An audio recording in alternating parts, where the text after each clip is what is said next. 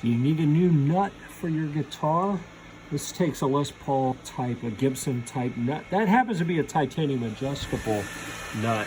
But here you can see on the Ugly Neptune printer, we are printing our own Gibson style nut.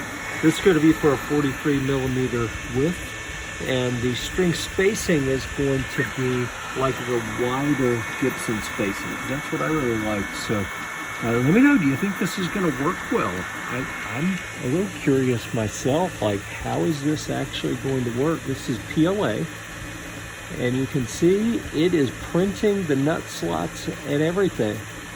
So yeah. Oh, here we go. Let's see what it looks like.